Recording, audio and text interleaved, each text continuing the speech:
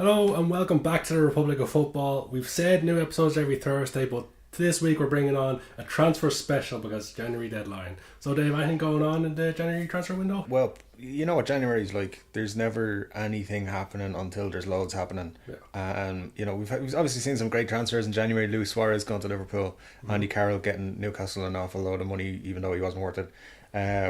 But now we've got this interesting tweet from Guillaume Balaguer yesterday, where he said that this is being worked on.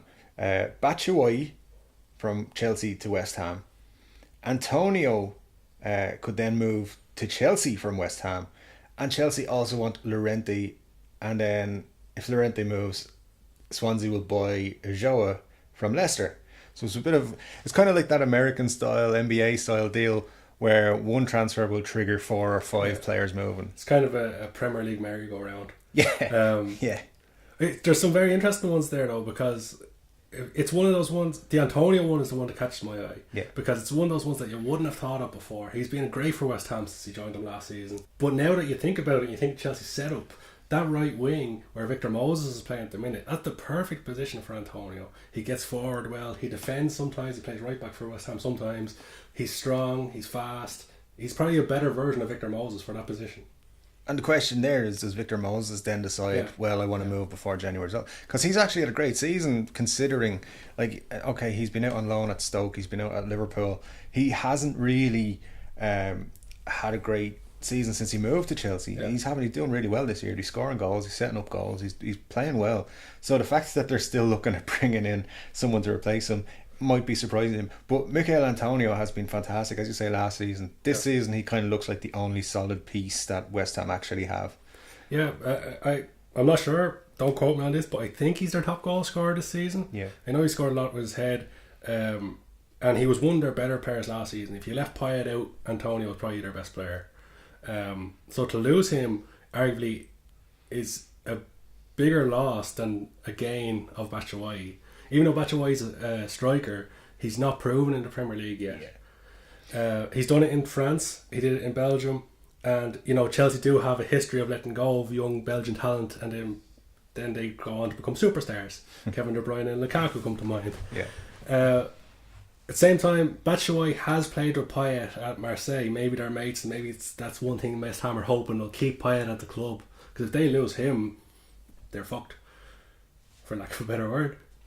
Well, it's I don't know. I mean, I think Antonio could be a bigger loss to them than Payet, even because he works his heart out. He shows his passion and desire for the club every single game.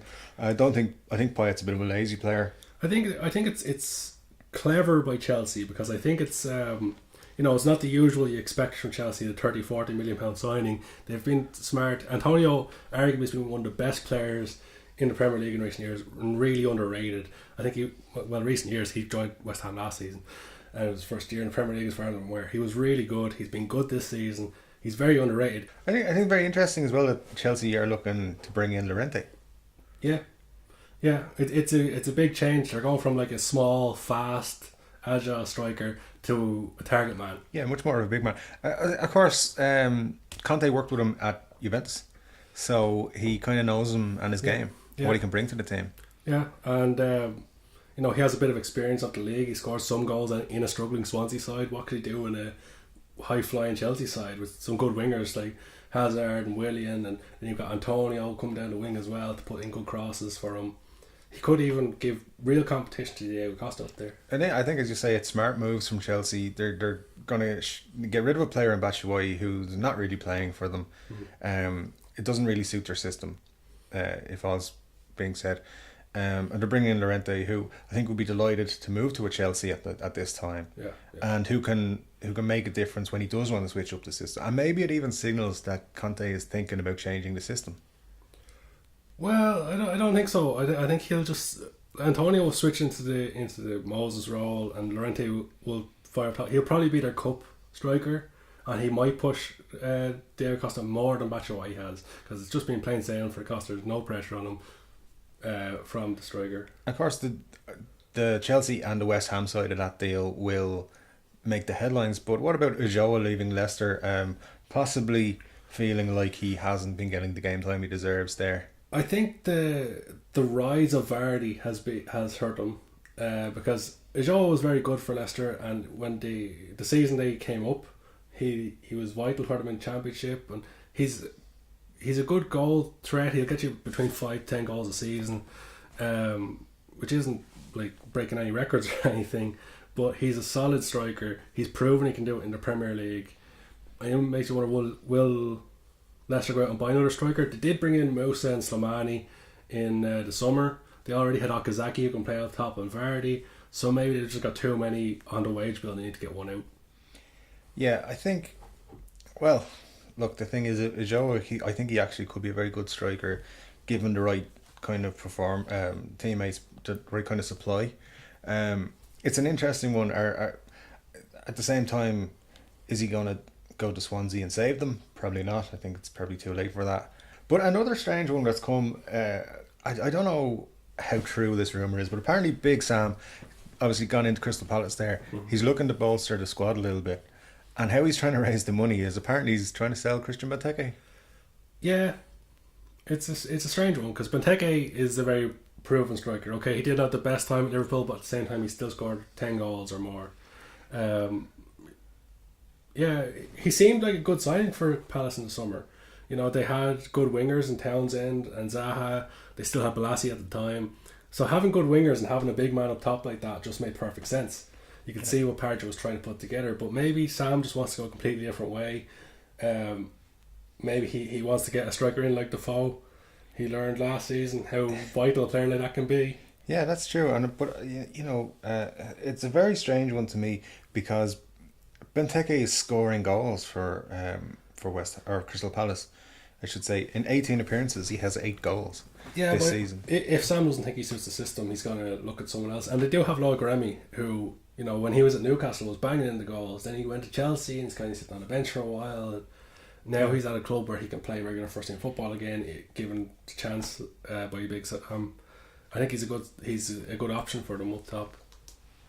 It definitely raises the questions though about what Sam Allardyce is going to do, and whether is there anyone out there who wants to buy Benteke for 30 million quid again. I think what it does seem to signal is that Palace don't have much money to spend, so he has to go and sell one of his big names to be able to strengthen other areas, and maybe that's why he's looking to sell Benteke, because he has cover in Remy for that position. So now he wants to go and buy a couple of defenders or a couple of midfielders.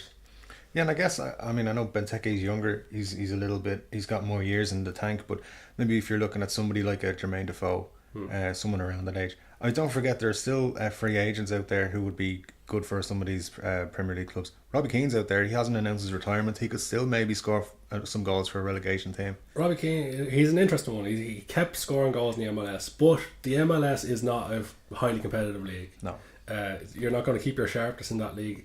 But Defoe went there and struggled in the MLS and came back to the Premier League and started hitting the ground running again. That's true. Robbie Keane could come in for 6 months for a team who need a striker and get them 5 to 10 goals maybe. Wouldn't surprise me if he just decided to have one final run in the Premier League, 6 months, or not even 6 months. Just from now from the end of January till the beginning of May. It's 4 months. You know, he'll score goals. He will score goals for a team. He won't score 20 goals in that time, but he might score 3 or 4 goals, which could be important to a team staying on the league. The only question with Robbie Keane is, does he still have the legs? But even at that, you don't really need them if you're going to be, playing off the bench, 10 games maybe. I suppose we're seeing it with the inform Peter Crouch. Yeah. Started in the Premier League right now. So maybe Robbie Keane come back, and then all of a sudden we've got Robbie Keane, Jermaine Defoe, Peter Crouch scoring goals in the Premier League. We're going, is this time machine? Yeah, it's like 2006 all over again. Yeah, today it was announced that Everton have agreed a fee with Man United for Morgan Schneiderlin. Just before we came on with the podcast to record the podcast, it's been announced that he'll be doing his medical today for Everton. So that seems like it's a done deal. Morgan Schneiderlin to Everton, going to work with Ronald Koeman, who we worked with at Southampton. We spoke about it on the last show about him possibly going to West Brom. It would have been a great signing for West Brom, so maybe they missed out there. I think it would have been a sensational signing for West Brom. But I think it speaks to the ambition of West Brom and where they are at the moment, that they're in with a shot of signing these players. Yeah. So I think it looks positive for West Brom going forward. In terms of Schneiderlin signing for Everton, in a lot of ways it makes a lot of sense. As you say, Koeman is there at Everton, and it seems to be, if you're not good enough for Man United or you're leaving Man United, the first place you look at is Everton. So, there's so many players done it over the years. In terms of West Brom, it'll be interesting to see who they switch their focus to and whether midfield will still be the place they want to strengthen. They might look at a defender instead. It's worth keeping an eye on, because if they can get one signing on that level, like a Morgan Schneiderlin type player, then I think they give themselves a good chance of getting the Europa League place this season. Yeah, I think if they're going out to spend 20-25 million on one player, it speaks volumes about where they want to go, West Brom, and I think it'll do great things. I think they could end up signing a good player. They already signed a good player in last transfer window. They're in good shape, West Brom. The challenge now for Ronald Koeman is getting Schneiderlin back playing regularly and playing to the level he was at Southampton. Because at Southampton he was very good. At Man United he hasn't quite cut it. So we'll wait and see what happens there. Any other interesting ones popping up? Well, of course, there's the ongoing Jose Font,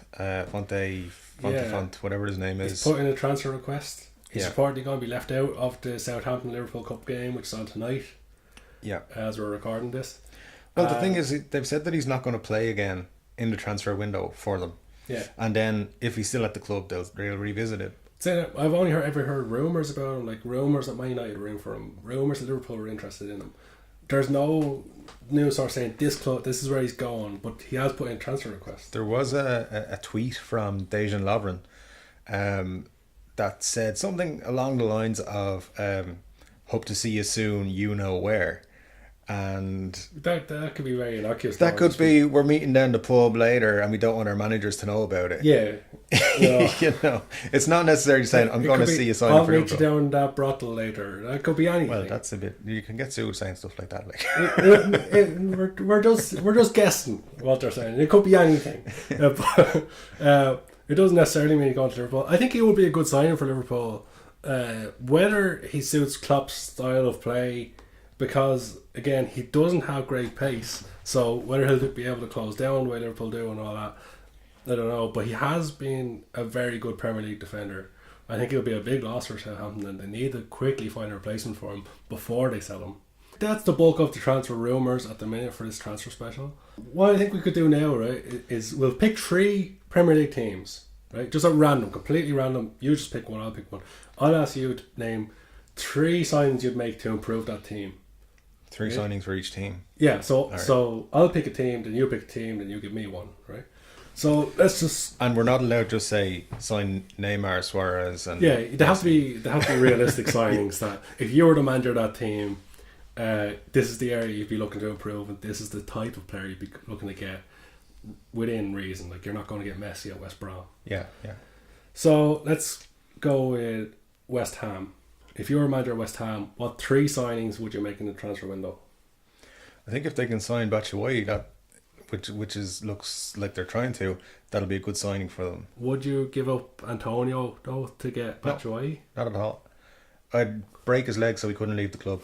There's no way they're going to get a better player than Antonio in that position. If you could get Batshuayi and keep Antonio, then that would be ideal. Maybe a loan. So if you had 2 more, then 2 other areas to strengthen for West Ham. I would... Being a bit generous with 3 signings, really, though. We'll see.